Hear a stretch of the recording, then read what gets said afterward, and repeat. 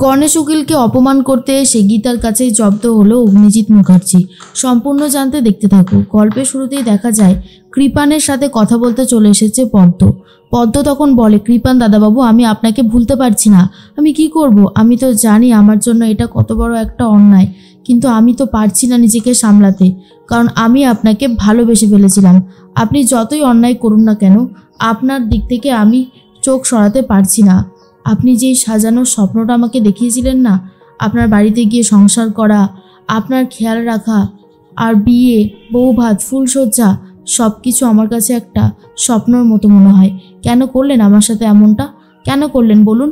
কৃপান তখন বুঝতে পারে যে পদ্মকেই কাজে লাগাতে হবে। এটাই সেই সময় যখন পদ্মকে কাজে লাগানোর। আর তখন মেহেকের কথা বলতে থাকে কৃপান, আর বলে, আমি অন্যায় করেছিলাম বলে মেহেক আমাকে সরিয়ে দিয়েছে। আর তুই আমাকে এত ভালোবাসিস পদ্ম?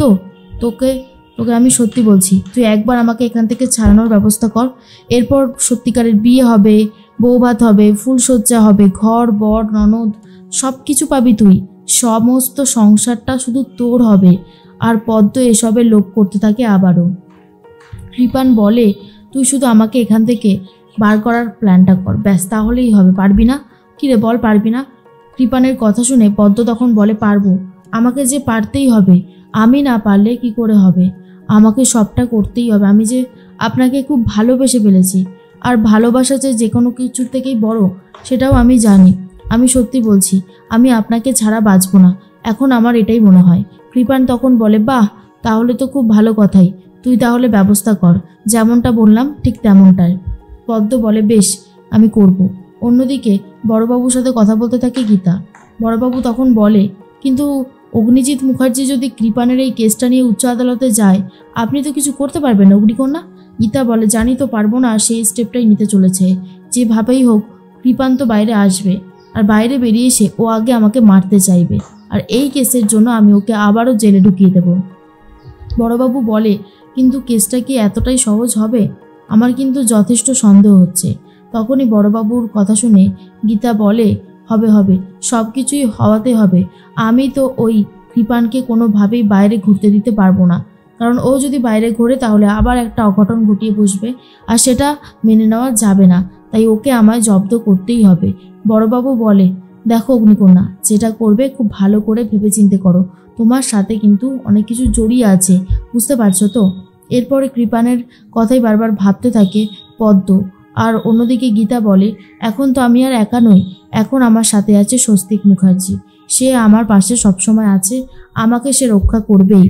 এর মধ্যেই স্বস্তিকের সাথে দেখা করতে চলে গেছে অগ্নিজিৎ মুখার্জি, আর বলে, বাবা, তুই তাড়াতাড়ি সুস্থ হয়ে ওঠ। তোকে ছাড়া যে আমরা কেউ ভালো নেই। তুই যত তাড়াতাড়ি পারবি সুস্থ হয়ে ওঠ, তারপর তোকে বাড়িতে নিয়ে যাব। আমি আর তোর সাথে এরকম অন্যায় হতে দেব না। তোকে যারা মেরে এই বিছানায় শুয়ে দিয়েছে তাদেরকে আমি শাস্তি দেবই, সে যেই হোক না কেন। এর মধ্যেই গীতা ফোন করেছে অগ্নিজিৎ মুখার্জিকে, আর বলে, কি ব্যাপার অগ্নিজিৎ মুখার্জি, আপনি তো দেখছি বড্ড বেশি মরিয়া হয়ে গেছেন। কিরণকান্তি ব্যানার্জিকে আমার বাড়িতে পাঠিয়েছেন? কি করতে পাঠিয়েছিলেন আমার বাড়িতে? আমি কিন্তু কৃপানকে কখনোই এইভাবে খোলা বাজারে ঘুরতে দেব না। ওর জায়গা ওই জেলে, আর ওর জেলেই থাকবে। তার মধ্যেই অগ্নিজিৎ মুখার্জি বলে, কি বলতে চাইছো তুমি? কি বলতে চাইছো? গীতা বলে, কিরণকান্তি ব্যানার্জিকে আমার বাড়িতে পাঠিয়েছিলেন কেন? অগ্নিজিৎ মুখার্জি বলে, আমি কাউকেই তোমার বাড়িতে পাঠাইনি।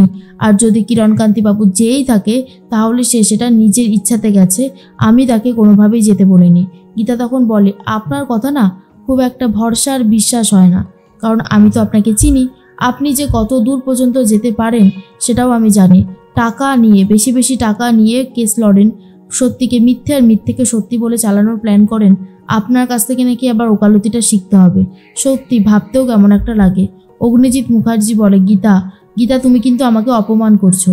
গীতা তখন বলে, হ্যাঁ করছি, আপনাকে অপমান করছি। কেন করছি বলুন তো?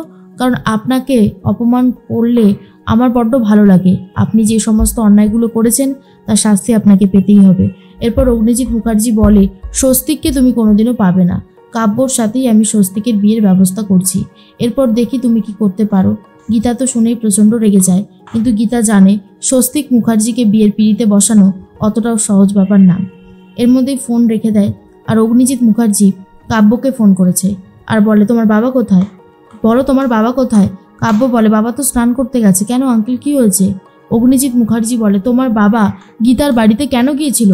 এই সময়ে এই ভুলগুলো কেন করছেন উনি? আমি তো সেটাই বুঝতে পারছি না। তখনই কাব্য বলে আচ্ছা আচ্ছা আঙ্কেল, ভুল হয়ে গেছে, আমি বাবাকে বলবো। অগ্নিজিৎ মুখার্জি বলে শোনো, স্বস্তিক এখন আগের থেকে অনেক বেশি সুস্থ। যত তাড়াতাড়ি পারবো তোমার সাথে স্বস্তিকের বিয়েটা আমি দিয়ে দেবো, বুঝেছো? আর তখনই কাব্য বলে আচ্ছা আঙ্কেল, তাহলে তো খুব ভালোই হবে। আমিও চাইছি স্বস্তিককে বিয়ে করতে, আমি স্বস্তিককে খুব ভালোবাসি। অন্যদিকে সেই দেবরূপার বাবা মানে চন্দ্রনাথ বাগিজ এসে গেছে। গীতা তখন বলে এ কি, আপনি এখানে? চন্দ্রনাথ বাগিজ বলে আমার মেয়ের কেসটা তো সামনে আসছে, তুমি পারবে তো জিততে? আমি দেখেছি তুমি নিজের পক্ষে যেভাবে যুক্তি দিয়েছো, অগ্নিজিৎ মুখার্জি আর তোমাকে অপরাধী প্রমাণ করতে পারেনি। আমি এই কেসটা সম্পর্কে সবটাই জানি, কিন্তু আমার মেয়ের কেসটা, ওটা তুমি জিততে পারবে তো? তখন গীতা বলে অবশ্যই পারবো, জিততে তো আমাকে হবেই। ওই ক্ষিতীশ বাবুকে এমন শাস্তি দেওয়াবো আপনি ভাবতেও পারছেন না। তখন বড়বাবু বলে অগ্নিকন্যার মতন মেয়ে যদি আমাদের দলে থাকে তাহলে আমরা সমস্ত বাধা বিপত্তিকে পেরিয়ে ঠিক সামনের দিকে এগিয়ে যেতে পারবো।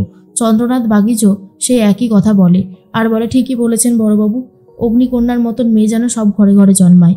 এর মধ্যেই গণেশ উকিলের সাথে অগ্নিজিৎ মুখার্জির মুখোমুখি দেখা আর বলে কি ব্যাপার, হঠাৎ এই বস্তিতে পা পড়লো স্বয়ং অগ্নিজিৎ মুখার্জির? অগ্নিজিৎ মুখার্জি বলে হ্যাঁ, পা তো পড়তো না, পা পড়তে বাধ্য হলো আর কি। আপনার মেয়ে কোথায়? তখনই চলে এসেছে স্বপ্নাদেবী। স্বপ্নাদেবীকে দেখার পর অগ্নিজিৎ মুখার্জি স্বপ্নাদেবী আর গণেশা উকিলকে অপমান করতে থাকে। তখনই গীতা এসে এক গ্লাস চা ধরিয়ে দেয় আর বলে নিন, চাটা খেয়ে নিন। লিকারদাকে বললাম কড়া করে বানিয়ে দিয়েছে, এতক্ষণ ধরে তো অনেক বকবক করলেন, এক গ্লাস চা খেয়ে নিলে গলাটা ভিজবে আর আপনি আবারও এনার্জি পাবেন। অগ্নিজিৎ মুখার্জি বলে এই তুমি কি বলতে চাইছো? গীতা তখন বলে এই যে আপনি এতক্ষণ ধরে আমার মাকে আমার বাবাকে অপমান করে চলেছেন, তা আপনার তো গলা শুকিয়ে গেছে তাই না, সেই জন্যই বললাম আর কি। আর শুনুন, স্বস্তিক মুখার্জির সাথে কোনো কাব্যরই বিয়ে হবে না।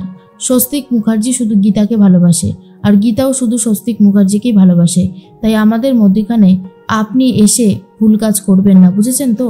গীতা বলে আমি আপনাকে দেখে নেব, আপনি যতই উচ্চ আদালতে যান না কেন ওই কৃপানকে ছাড়াতে পারবেন না। কৃপান শাস্তি পাবে তার কুকর্মের, আর অবশ্য পাচ্ছেও।